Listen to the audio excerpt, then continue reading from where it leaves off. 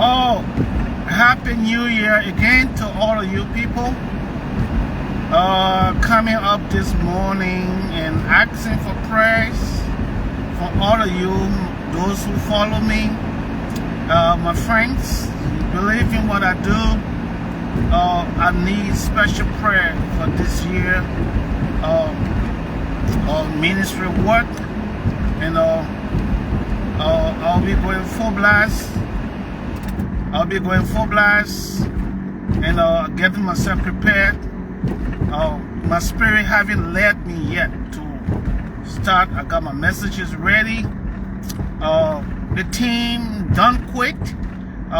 Something that just came to me by the Spirit, and I'm in the process of praying to God to help me to deliver that New Year message done quick. Because there are too many things that are around us in our nation, Liberia, and where we find ourselves. There's a lot of things that, if not careful, it will cause us to back off on things we love doing best. And in some cases, it will cause us, if we're not careful, if we're not prayerful, it will cause us to draw back from our relationships. On every level, because Satan is busy, especially those of us who have dedicated our lives to preach the gospel. With whatever opportunity that we have available to us to get in front of the screen and preach and talk about God and what He says in Holy Scripture. And for me, based on my specification in social services and community development, and one who is compassionate about where I find myself in wherever way God has sent me. He saved me through the war, and I came here and I was embraced by Canadians to the church. And at the end of the day, I became a community activist through my writing and what I'm compassionate about, until I was recommended to contribute towards the issue of the child welfare system and systemic problem. What my view is, what my recommendation was. Like, I was selected among professionals, doctorates, PhDs, the lowest guy, I was the little Joseph among them, to present my own idea on how we can make Canada a better place, how we can give belongings to every Canadians, regardless of your color, of your creed, or your religious belief, and wherever you stand as a citizen of this country. And I did. And my work is now always been on the internet for the past 5 years, on the Journal of the Law and Social Policy of Osgoode School of Law, that came up with that symposium that qualified me to speak on issues the university tried to escalate, and invited School of Social Work from all over Canada and individuals in the community to come and present their papers.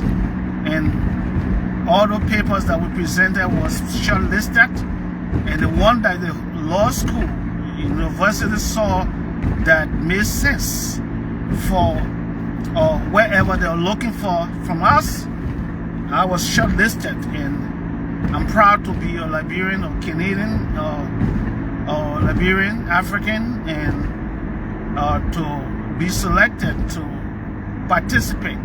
And those who helped me, the professors, Dr. Gary Drummond, Happy New Year to you and your family. He's a friend from the Philpott Memorial Church. I met him when I came here 20 years ago, and he embraced me because he saw my mind. And as a professor of social work at McMaster University and associate dean, thought it wise that I had all of what it needed to participate, and I did. And my work is all contributor to the Journal of the Law and Social Policy, or Osgoode School of Law. So you can go and find out Osgoode School of Law, and then you can read what I wrote and how I defended vulnerable sector of the society to my own religious belief, my background, and what I believe in being a part of a whole. And being a Liberian, I think Liberians, we need to learn how to be proud of one another when we achieve stuff, rather than being jealous or envious. We need to support. That's why you see Ghana, Nigeria, all these countries, especially Ghana. You see them today, they are really hard on the map in Africa because the Ghanaians support their people. They believe in education. And we, Liberia, we backslided on education, up to the time Talbot came and tried to fix the educational institution in Liberia, and he died in the process. We killed him for bringing about education. So that's why we say people killed him, because he wanted Liberia to be educated. So, and we killed him, he dead and gone. And look at what our country looked like today. The entire, after 14 years war, in such a highly illiterate country, look what happened to Liberia. The country is completely denigrated. It's gone down to the lowest pit, because everybody's screaming to be educated. Education is not something that you can guess. You can't assume that I am educated. It based on your products, having solid academic qualification, having a school institution that people can go and genuinely learn, instead of people going just for paper, to buy paper in order to get a job that they are not qualified for. That's one of the things that destroying Liberia today, and people seem to ignore it because those who are supposed to be correcting it know that they don't possess that qualification to be able to where they are. They're using demonic forces, all kind of means to get to where they are, especially the two houses, the various ministry, the private corporation. They are sitting there. That's why you see them on Facebook. Every little thing they do, they throw it on Facebook, to appeal to the young generation who don't even know what it means or what they are doing in the various offices in our country. So I decided, I said, you know what? Let me focus on preaching and forget about Liberia, And that's why it's taken me a while, to come back, with my ministry work since we are still in January. I'm thinking what I should continue talking about, what I'm compassionate about Liberia, and then focus on where I am. But when God God hasn't created you to be a certain way in a certain person, and